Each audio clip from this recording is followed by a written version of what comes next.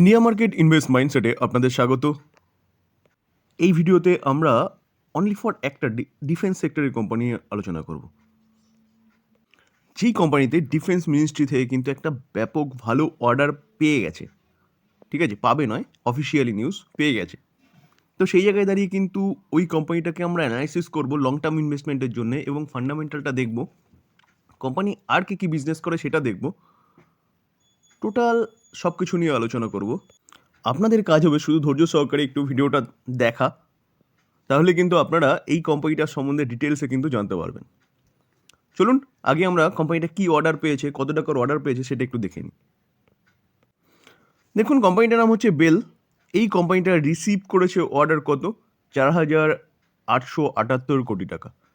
4,878 কোটি টাকার কিন্তু একটা অর্ডার রিসিভ করেছে কোথা থেকে? দেখুন, ইন্ডিয়ান আর্মি থেকে, অর্থাৎ ডিফেন্স মিনিস্ট্রি। এই যে 4,878 কোটি টাকা না, এই অর্ডার কিন্তু ফার্স্ট দেখুন ফ্রাইডের কথা বলছি, অর্থাৎ 15 তারিখের কথা বলছি। সেদিন কত? 4,522 কোটি টাকার অর্ডার পেয়েছে আর ইন্ডিয়ান আর্মি থেকে। আর 6 ডিসেম্বর কোম্পানি কিন্তু আরেকটা অর্ডার পেয়েছিল কত? 356 কোটি। তো সব মিলিয়ে কিন্তু এই 4,878 কোটি। কোম্পানি ফ্রাইডেতে যে অর্ডারটা রিসিভ করেছে, দেখুন রিসিভ করেছে, ঠিক আছে, 4,522 কোটি। তো সেই অর্ডারটা পেয়েছে ইন্ডিয়ান আর্মি থেকে। কিসের জন্য পেয়েছে?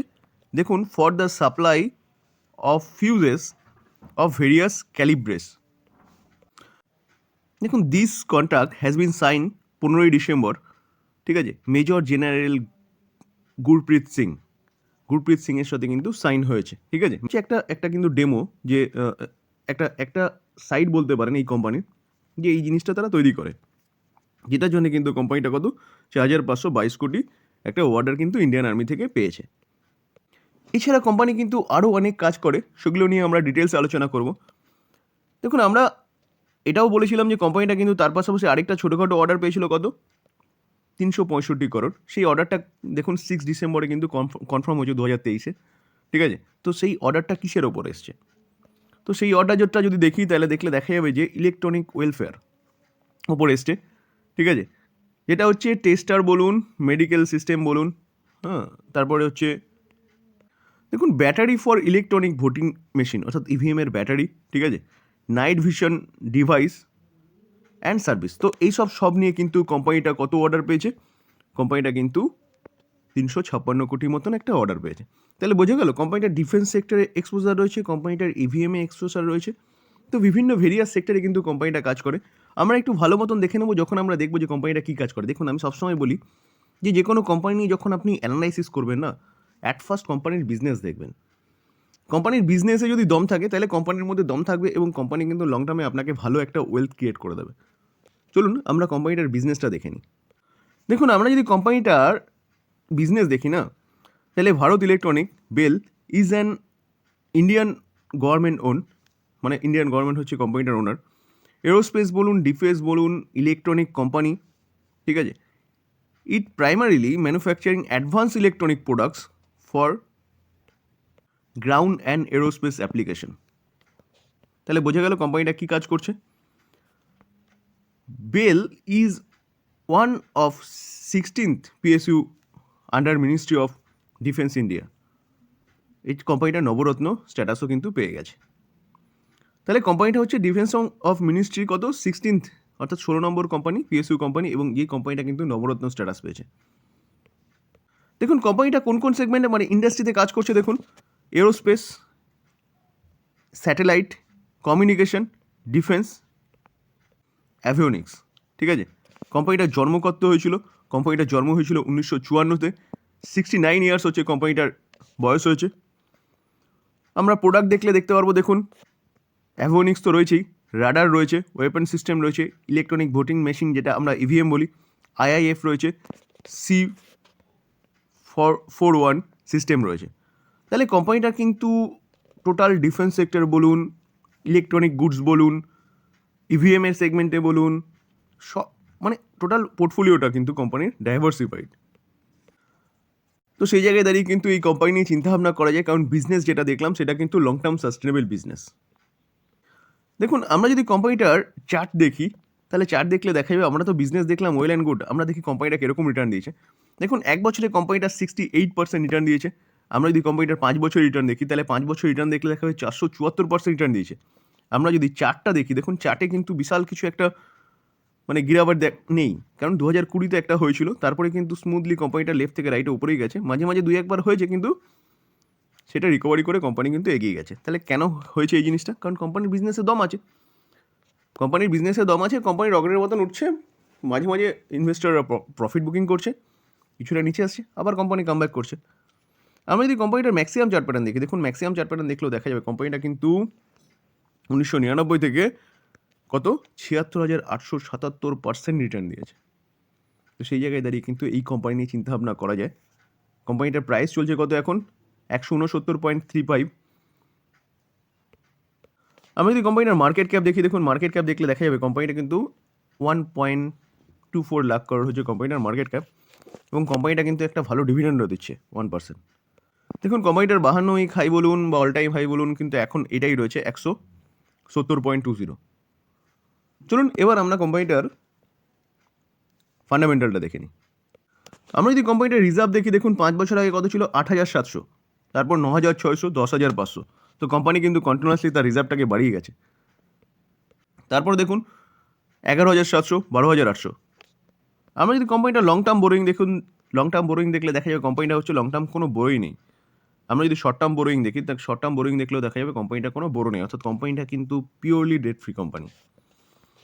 আমরা যদি কোম্পানিটার ক্যাশ অ্যান্ড ক্যাশ ইকুইভ্যালেন্ট দেখি, তাহলে ক্যাশ অ্যান্ড ক্যাশ ইকুইভ্যালেন্ট দেখলে দেখা যাবে কোম্পানিটার কাছে যথেষ্ট ক্যাশও রয়েছে। কত? 8,000 করোড় কিন্তু কোম্পানিটার কাছে ক্যাশও রয়েছে।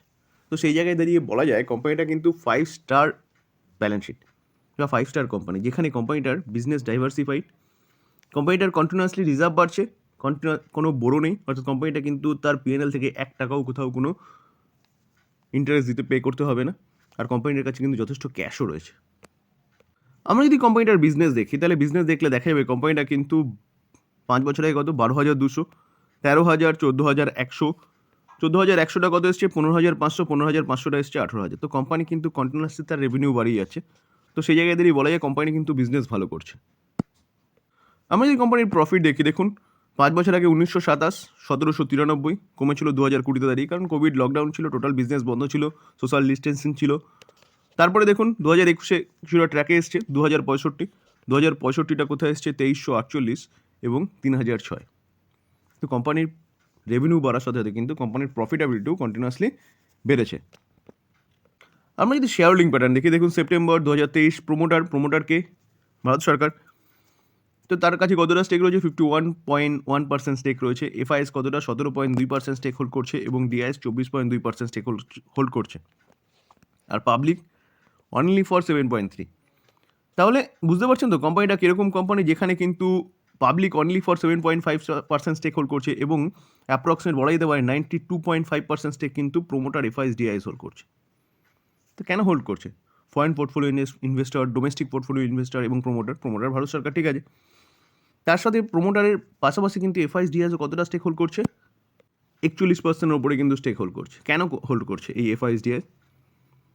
কোম্পানিটার মধ্যে দম আছে তাই জন্যে, কারণ এফআইএস ডিআইএস কিন্তু ডোমেস্টিক ইনস্টিটিউশনাল ইনভেস্টর এবং ফরেন পোর্টফোলিও ইনভেস্টর, কিন্তু তারা বড় বড় ইনস্টিটিউট, তো তারা কিন্তু হচ্ছে যেই সব কোম্পানিগুলো অ্যানালাইসিস করে, যেসব কোম্পানিগুলোর মধ্যে দম থাকে সেসব কোম্পানিগুলোতে তারা কিন্তু প্রবেশ করে। এটা মাথায় রাখবেন, ঠিক আছে। যার জন্য এটা একটা ট্রাস্টেড জায়গা কিন্তু বলা যেতে পারে, যদি ইনস্টিটিউশনাল ইনভেস্টাররা বেশি থাকে। দেখুন মিউচুয়াল ফান্ড কতটা? প্রায় 19% স্টেক হোল্ড করছে, যেখানে 267টা মিউচুয়াল ফান্ড রয়েছে। সিপিএসি মিউচুয়াল ফান্ড অ্যাপ্রক্সিমেট কিন্তু 4% স্টেক হোল্ড করছে। কোটাক 3.23% স্টেক হোল্ড করছে। HDFC mutual fund 2.73% stake hold করছে।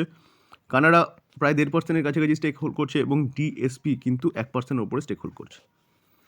আমরা যদি ফরেন পোর্টফোলিও ইনভেস্টর দেখি, দেখুন সেখানে দেখলে দেখা যাবে 16.54% স্টেক তারা হোল্ড করছে, যেখানে 692টা কিন্তু ফরেন পোর্টফোলিও ইনভেস্টর রয়েছে। আমরা যদি ইন্স্যুরেন্স কোম্পানি দেখি, দেখুন ইন্স্যুরেন্স কোম্পানি দেখলে দেখা যাবে কিন্তু 4%-এর উপরে তারা স্টেক হোল্ড করছে। 17টা ইন্স্যুরেন্স কোম্পানি রয়েছে, যেখানে কিন্তু NSP trust, account SBI pension fund 1%-এর উপরে স্টেক হোল্ড করছে। তাহলে এগুলোও কিন্তু আমাদের মধ্যে কনফিডেন্সটাকে বিল্ড করে, যেখানে এতটা পরিমাণে ফরেন পোর্টফোলিও ইনভেস্টর রয়েছে, মিউচুয়াল ফান্ড রয়েছে, এসবিআই পেনশন ফান্ড রয়েছে। তো সেই জায়গায় দাঁড়িয়ে কিন্তু এই কোম্পানি নিয়ে চিন্তাভাবনা করা যেতে পারে। কোম্পানিটা যদি পি রেশিও দেখি তাহলে পি রেশিও 37.2, পি রেশিও একদম ঠিকঠাক আছে। রিটার্ন অন ইকুইটি দেখলে দেখা যাবে, দেখুন ইকুইটি থেকে রিটার্নটা কিন্তু 22.8% যথেষ্ট ভালো রয়েছে, এবং রিটার্ন অন ক্যাপিটাল এমপ্লয় যদি দেখি সেটাও কিন্তু যথেষ্ট ভালো রয়েছে।